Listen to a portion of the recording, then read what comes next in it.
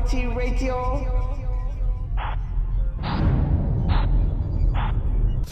Welcome all to this brand new edition of 5 Round MMA. My name is Alex Ramirez. Alongside me is my co-host Albert Cita, and on the phone from Orlando, Florida is Guillermo Cita. How's it going, gentlemen? Good. How are you? Good, good. I want to start off by apologizing that I misinformed the listeners out there that Guillermo was going to be here in studios. Yeah, he's actually still in Florida. Yeah. So if you're like, why does it sound like he's on a cell phone? It's because he's still in Florida talking to us on a cell phone. And I think we just lost him. Did we just lose him? Are you there, Guillermo? Yeah, we lost him. So okay. Anyway, with that said, let me get back. I'll get him back on the line. A lot to talk about this week. I mean, are you feeling blessed? I'm feeling blessed. You know who should be feeling blessed is Dana White. Yeah. Because he was about to have himself a garbage of a card that he was going to charge $60 for, and he got saved by the blessed one, and of course Chong Chang Chong or Domin Chong. That's very racist. And that's not. I'm not trying to be racist. It's something like that. It's like Chong or something like that. I was calling him Chewy during the fight. Yeah. So UFC 206 is in the books. I had a lot of drama leading up to it, prior to lineup changes, rumored matchups, and the whole featherweight division debacle and Anthony Pettis missing weight. It's now in the history books. I think people are satisfied. Guillermo, your real quick thoughts on UFC 206 as a whole. I thought it was very underrated. I mean, we weren't expecting the great amount of fights that we got, and I was actually kind of pleased, and I was kind of happy that we ordered it, because I was kind of telling everybody, no, don't order it. It's not going to be that good. But hey, it actually turned out to be a great buy. Yeah. That's to me, but it's funny because I almost feel a little bit frustrated just because Dan White's going to try to take all the credit, trying to say, like, he knew this was going to be a stat card or whatever. Shut up. Yeah. It wasn't going to be a stat card. It just so happens it turned out to be literally like the fight of the year. They had like 2 fights of the year in there. Yeah. And, I mean, from the Tim Kennedy and Kelvin Gastelum fight to like the last one with Max Holloway at the pit, the whole main event was good. The Jordan Mean fight was all right, but come on now. As soon as you got to the Cub Swanson, the Do Hu Chui matchup, it really started going good. Let's get started with round number 1 now. I want to. That was in round 1? No, that was the pre-round. Oh. The pre-round. I want to start with round number 1. Let's start with the main event. Max Holloway is a new interim featherweight champion of the UFC, making easy work of Anthony Pettis. Not easy work, but he made it look easy. It looked very easy. So MMA fans and hardcore UFC fans have seen the evolution of this kid, now 25 years old, the Hawaiian, along with BJ Penn, there's only 2 Hawaiians, I think, to hold a belt in the UFC. Guillermo, Max Holloway's performance, is this guy the future? Is there future now in the featherweight division? Yeah, I mean... And we lost him. And the amount of time it took Max Holloway to defeat Showtime Pettis, because, I mean, us as fans, we knew his hand was broken. He didn't, but it was very obvious that Showtime Anthony Pettis wasn't even throwing right hits or, punches with his right arm. So I was just kind of... but, again, it was very one-sided, very dominating performance from Max Holloway. So I was impressed, and he is a star. Albert. Yeah. Is the future now for Max Holloway? Is it the featherweight division on notice? It's so crazy how I remember when he was like 2021 and he got his first loss against Dustin Poirier. And I remember when we used to talk about it, how they would just throw him to the Sharks. Like, I don't think he ever had an easy bout leading up to becoming the interim featherweight champion. I mean, he literally fought all the top guys in his division at the time. I mean, the fact that he's one of the few people to face Conor McGregor and go to decision with him says a lot. So I think it was just like a matter of time kind of thing. He was just like one of those guys that he was just so young that you just had to wait until the guy peaked. And I think he's finally getting to that point. One of the things I said before the fight even started was, even though I think Anthony Pettis is an awesome competitor, awesome fighter, it just sucks for him because it's Max Holloway's time right now, and it's that simple. Yeah, I think 10 wins in a row for Max Holloway is a featherweight record, and I think he has 13 wins overall in the featherweight division. I mean, you talk about Conor McGregor coming and going, like the dominance of Chad Mendez, the long-time reign of Jose Aldo, but the one true constant has been Max Holloway, and now, like I said, his time is now. He called out Jose Waldo, quote, I think want to fight sometime in Brooklyn. I mean, with so much on Jose Aldo's mind about being Conor McGregor and then feeling robbed at the UFC and then wanting to retire and then, going from interim champion to recognized champion to fans making fun of him because he got knocked out by Conor McGregor and the UFC's giving him a belt. I think the time is now for Max Holloway. He lost to Conor McGregor, lost, but he's been on a tear ever since then. So I think Jose Aldo's days might be numbered, guys. I really do think the money fights are coming in for Max Holloway too. Yeah, and he's like even before that, I'm sorry, cutting cool promos. I'm the man, almost like a BJ Penn, but times 1,000 the arrogance level. I think. Didn't you try to compare him to BJ Penn yesterday too during the fight? What? Didn't I what? Compare Max Holloway to BJ Penn? No, I didn't say that. But I mean, promo-wise, man, this guy was cutting some deep promos on everybody, not just Anthony Pettis, but the whole featherweight division. That they're finally learning the game. Yeah. Give it up to our boy Kevin Lee, who is now becoming a Twitter mania. Yeah. They're finally trying to see the value of promotion. Self-promotion. Yeah. I don't think it's that. I think some of these guys are just keeping it real. I mean, Max Holloway kept it real. I mean, he said what was on his mind instead of it didn't seem scripted. It felt like straight from the heart, and that's what you get out of Kevin Lee. That's what you get out of Max Holloway compared to Conor McGregor. Sometimes it feels a lot scripted, like he planned this out, what he was going to say, an arsenal of insults in the back of his mind. Yeah, or like Chael Sonnen, the godfather of smack talking MMA at least. Yeah, like sometimes, or maybe it could be just this is how I feel. Like you said, Guillermo, this isn't a promo. This isn't a shoot for all your wrestling fans out there. This is how I legitimately feel. And it's, I think I'm the best. Everybody else is just chumps this division. Shoot, scripted, they're all good. It's all good as long as we're done with the Matt Hughes era of smack talk. I remember those were the worst. Promos I ever saw in my life. Not GSP. Now, you know what? I'm not impressed by your performance. Oh wow, this guy, he's cutting them deep, guys. I'm just glad we're past that. We're in a new era where it's either a shoot or scripted. It doesn't matter. It's entertaining. Yeah, and then I think back to the featherweight division as a whole, I think this is a two-man race between Jose Aldo and Max Holloway. I mean, pre-fight, Michael Bisping and Tyron Woodley tried to make to glorify the division. Oh, we got this division so deep. We got Max Holloway, Anthony Pettis, Frank Yeager, and the list goes on and on and on and on. And that's it. That's all they know. Alex, Frank Yeager is still in the mix because now with the exit of Conor McGregor and possibly of Jose Aldo, I mean, the door's wide open for Frank Yeager once again. Yeah, so we'll see new champions usher new eras into the division. So that should be great. So that's it for round number 1. We're going to take a small break and come back with round number 2. But before we do that, I want to talk about one of our great sponsors, our great partners in 5 Rounds Clothing. They offer unique collection of MMA apparel and accessories that incorporate the style, attitude, and culture of MMA. They are constantly evolving and improving to become the best fightwear company possible in the MMA world. Check out their line of t-shirts, hoodies, hats, and other great accessories at 5rounds.clothing. Follow them on Twitter at 5roundswear and on Instagram at 5rounds _ 5 rounds, get it on. So round number 2 coming up. I want to talk about Anthony Pettis and what does he go from now. So that's it for round number 2. Oh, come up. Oh, yeah. Welcome back. Time for round number 2. So let's talk about the runner-up from UFC 206 main event, Anthony Showtime Pettis. He missed weight coming into UFC 206, came in 148 pounds, 3 pounds over the 145-pound limit.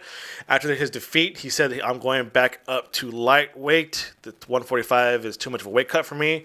But I want to know, guys, he didn't have much success in featherweight or couldn't, cut the weight, cut it weight-wise, and then he moved down to featherweight because he lost 3 in a row at, I think, a lightweight. So where does Showtime go from here? Can he somehow get back what he lost? That aura of cool cockiness that I'm gonna submit dudes, I'm gonna do Showtime kicks here and there, because he seems like a shadow of his former self. I think he needs to reinvent himself. I mean, all the flashiness.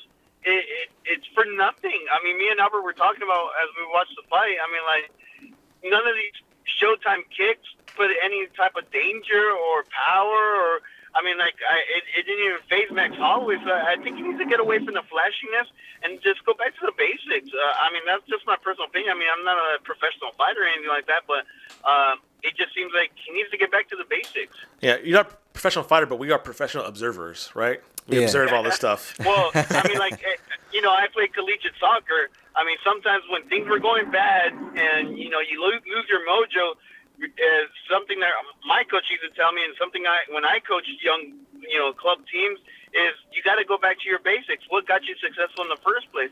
And I tell them, in soccer-wise, it's the simple pass, looking up, simple shooting. You keep it simple, you get successful, and then you can start adding the flash again. But I mean, like when the flash isn't working, you got to go back. Albert, is there a simple way for Showtime to get back to the Showtime status? No, Anthony Pettis, Showtime status? to tell you the truth, so I'm gonna put a couple of things out there. One, Anthony Pettis gets put in the special category that I think it's not fair and it sucks because he was a former champion. I think Benson Henderson gets put in the same category where now these guys, there's no such thing as an easy fight no more. If they're not fighting a top contender guy or cream of the crop, it's almost pointless and nobody, like that's the only way they are relevant in the perspective of the fighting realm, And it sucks that he's not like a Joe Lozon who hasn't been a champion and can just fight any random who's who. It doesn't matter. Joe Schmo coming up. They will always have an extended career. But when it comes to these very super high guys that were champion like Benson Henderson, Anthony Pettis, it's almost like if they take 2 steps back, it's like, oh, you should just retire. Mm-hmm. Like, don't even fight like guys coming up or random Joe Schmo. Like, if it's not the cream crop, then retire. And he gets put in this category, and it sucks, but it's the truth. But looking at the lightweight division, I don't see how he's gonna his last loss there was against Epson Barboza, and he's not even one of the most vicious fighters on there. There's still Eddie Alvarez, who he lost to as well, Rafael Dos Anjos, who he also lost to as well, Tony Ferguson, and of course you have Khabib. And you're gonna tell me he has to go through that gauntlet too?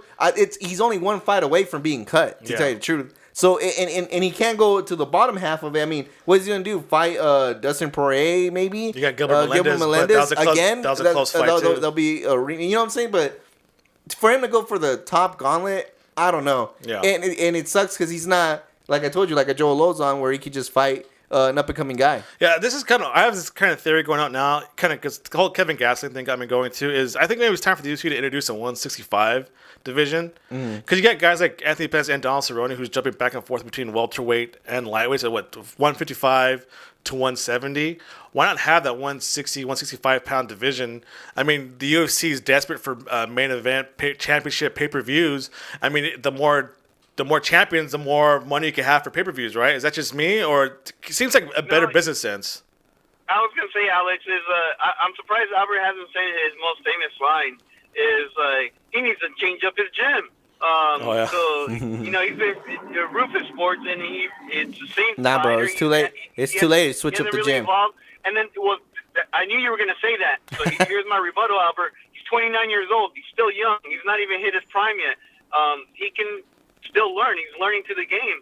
So I think maybe that might be an option. The other thing I've noticed is maybe he's not there mentally. I don't know if you guys seen the reports of like people messing with his cars and stuff like that. Yeah. Maybe there's something going on behind the scenes That's that true we don't know too. about Yeah. affecting him mentally.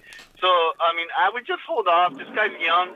Maybe like I said, it's just go back to the basics. Maybe find a different camp. Get away from Milwaukee. Who wants to be in Milwaukee anyway?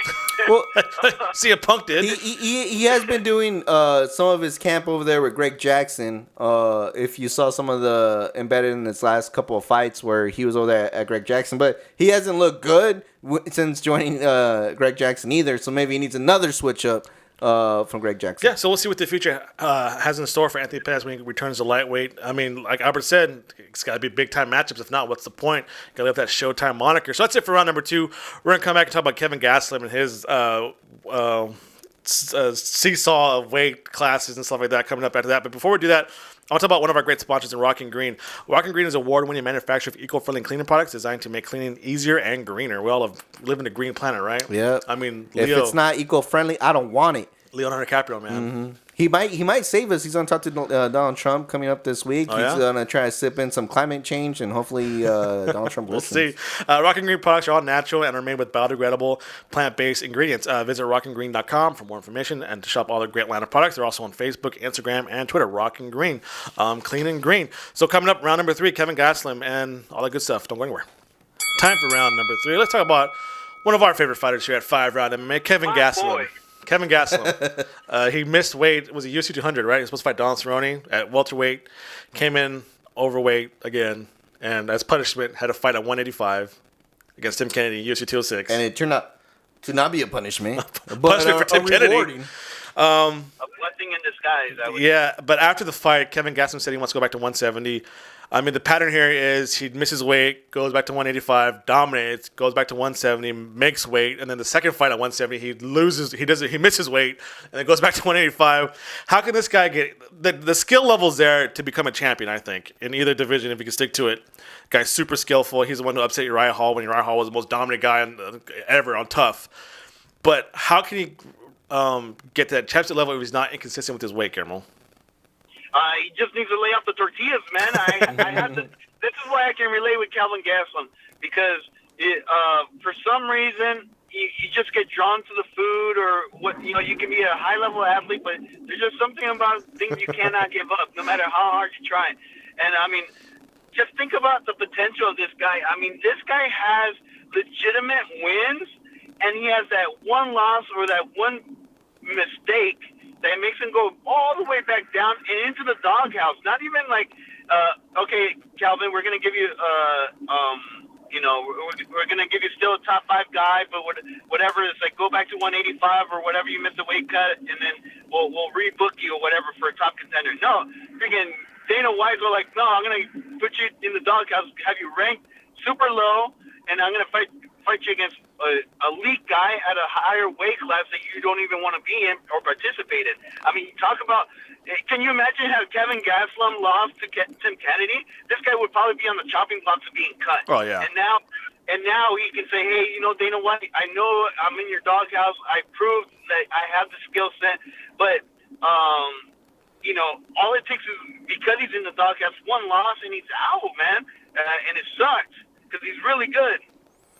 I think he's a difficult puzzle to figure out. He said that he really wants to fight at 170, regardless of how big of a win this was. But to me, it's just a hard puzzle because sure, he's coming off of the biggest win at 170 as well. I mean, he beat Johnny Hendricks at UFC 200. That's a huge win at 170. He goes and beats Tim Kennedy at 185. And that's a huge win because Tim Kennedy has a win over, guess what, the current champion Michael Bisping. The only thing at once, he took Joe Romero to the distance. Yeah. And on top of that, but he has lost against Tyron Woodley, who is the current welterweight champion, but it was a split decision and it could have went either way. So it's just a hard puzzle for me to really figure out, or like I don't even know what I would like as a fan. I don't know if I would want him to see him compete at 170 or 185 because there's pros and cons to both weight classes of him competing, but after seeing the performance of Tim Kennedy, it's just for me hard to be. I don't want to be disappointed again when I hear Kevin Gastelum and then he doesn't make weight and then I don't get to see him. Yeah. So I don't know. Maybe I feel like maybe one more 185 fight just to see exactly where he's at. But it's also hard for him to. He's not in that Showtime Pettis, Benson Henderson, Cerrone where he's stuck between 170 and 155. It's not that big of a gap between welterweight and middleweights. With 15 pounds, there's no like 180 division. There's gonna be no point for 180 division. But this guy, he needs a 170. But if he can't make weight, we see the pattern here. You keep saying but then what's the point? He has big wins in that 170 category. Yes, big win. You know what? Give him the ball and have him a title run at 185 and 170. See what happens. But if he wants, go ahead. I was gonna say, Alex. I was like. I'm not gonna lie. One more win at 185, I could see him being a number one contender. I think he'd be Michael Bisping now. First of all, but if you look at the middleweight class, there's plenty of contenders he can face. Even if you want to start from the bottom, I mean, there's Jarek Brunson, Vitor Belfort, Robert Whitaker. If you really want to put him to the cream, you got Mousasi, the Luke Rockholds, the Jacques. So there's plenty of matchups you can do at 185 with them. It's just a matter of do you want him at 185? He can be so good. He can be so good and so scary. But if he just get his weight on track, and I think he said he tried the Dolce diet, but a little too expensive for him, right? Yeah, it was too pricey. Too pricey for him. That tough money. I think. Evan, go ahead. I was gonna say, I think what Gastelum needs is be the villain. If he can't make weight, man, I'm gonna tear up the 185. It seems like more of he's hesitant to be at 185. Maybe is showing that he's kind of scared. Yeah. Well, I don't know. Hopefully, we're big fans of him. I think any fight fan sees this guy. He's a grinder. He's a finisher. I mean, he's a tough dude. and hopefully get whatever he needs to get done in this weight situation. We're going to take a small break and come back into the championship rounds. Actually, we're going to keep this conversation about weight classes and talk about Cyborg and the he said, she said between her and Dana White. So it should be fun stuff to get into. But before we do that, and before we take a quick break, I want to talk about one of our great partners in Redemption Martial Arts. The Redemption Martial Arts Foundation is a nonprofit organization with the primary goal of bringing awareness to the bullying epidemic and providing people with accessible resources and training to help them combat bullying confrontations. The Team RMA consists of individuals from all walks of life who share a common passion for making a difference and serving as anti-bullying activists. If you're interested in becoming a member of Team RMA or want more information, please visit redemptionmartialarts.com and find them on all social media platforms, Facebook, Instagram, and Twitter. Redemption Martial Arts, rise up against bullying. So we're going to take a small break and come back and enter the championship rounds. Do not go anywhere. Welcome back. Time to enter the championship round. So let's we'll take away. We're done with UFC 206. I want to talk about one of the big stories this week happening with Chris Cyborg and Dana White. Reports had surfaced that Dana White had offered on 2 separate occasions Cyborg exactly what she wanted: a new category, a new belt. They would start the UFC women's 145-pound division. She would fight. I think Holly Holm was one. Holly Holmes was one of the and who contenders. Was? Do you know the other one? I don't know the other one, but Holly Holmes was the main and biggest one there. Yeah, I think she had 6 weeks the first fight, and then 8 weeks the second fight. But Cyborg turned them both down, saying she needed at least a 12-week preparation. To which I think even reports that Joe Silva said, "Hey, if you need 12 weeks to get down to 145, you don't even belong in that division either." You're 155. Yeah, after all this drama between Cyborg and the UFC about how she wants the featherweight division, she's tired of, she can't make 140. She almost died last time.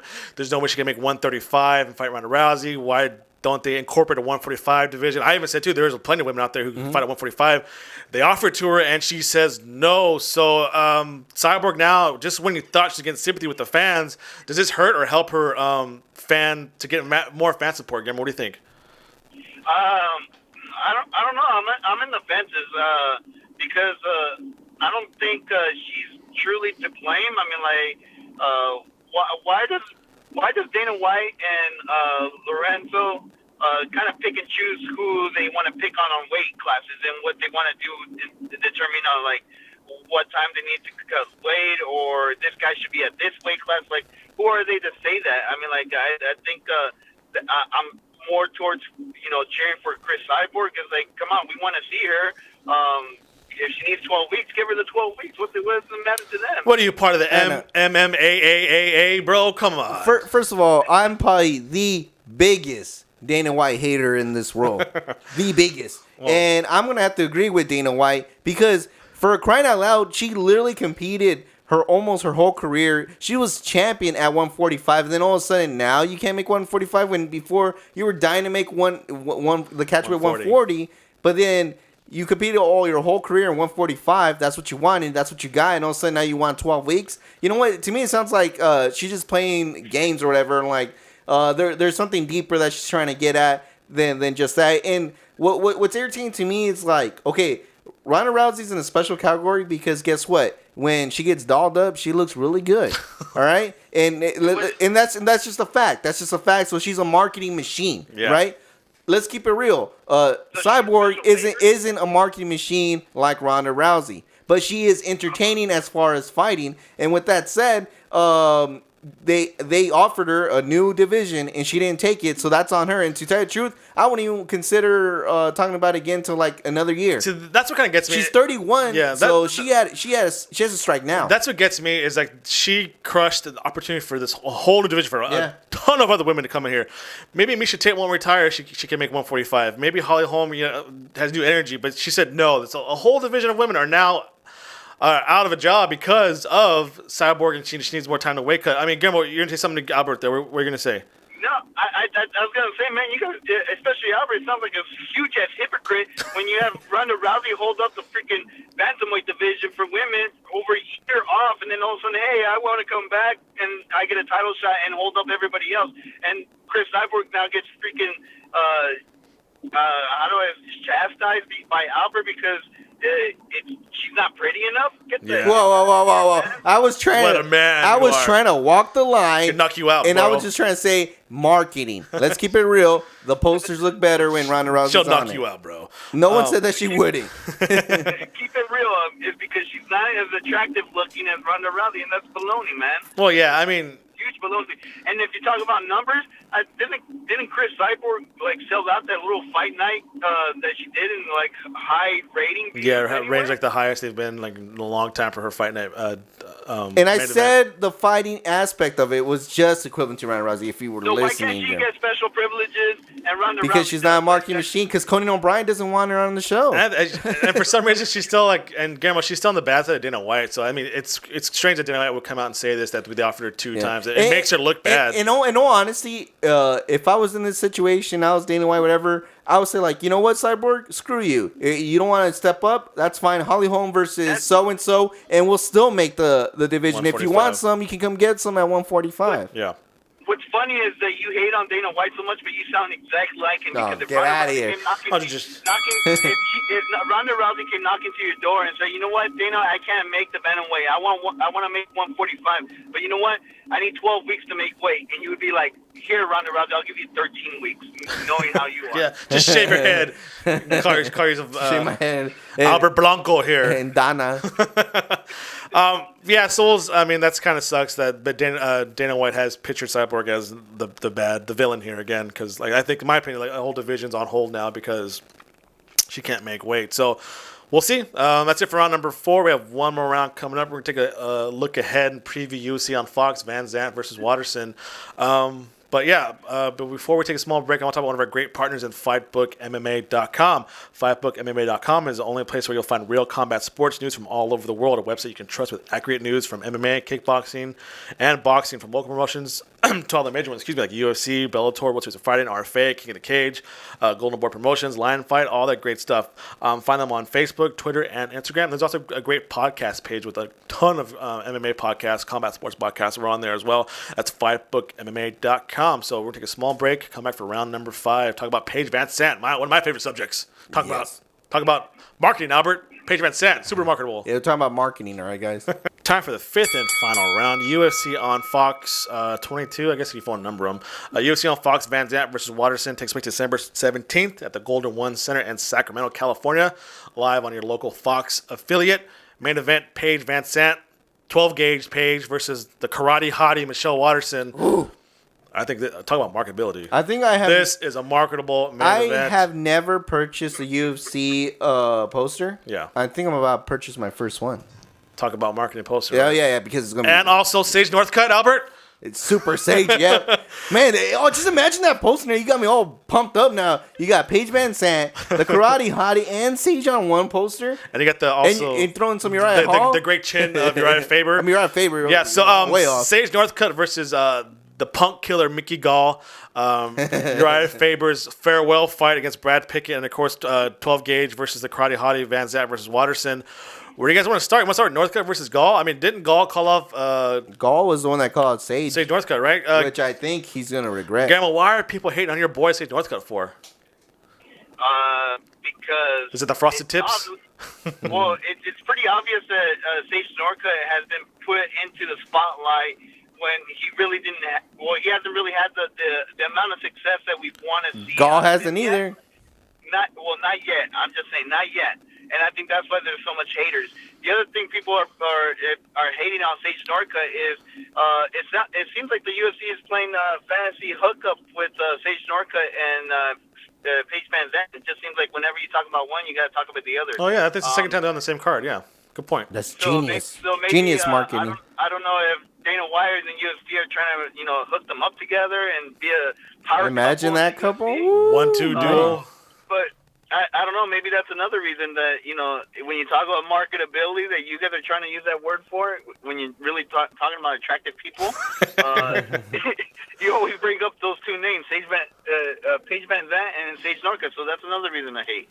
Also, I want to point out too, Mexican-born fighter Irene Aldana making her UFC debut. She's a good friend and training partner of Alexa Grasso, who made her debut not too long ago, and talk about marketability. Anyway, so Uriah Faber, Brad Pickett, Faber's farewell fight. I don't think he's been gone that long, to tell you the truth. I think he's going to take a couple months off, and you'll see him on Bellator's TV coming down facing somebody. Brad Pickett, is this the fighter you want to see Faber go out on?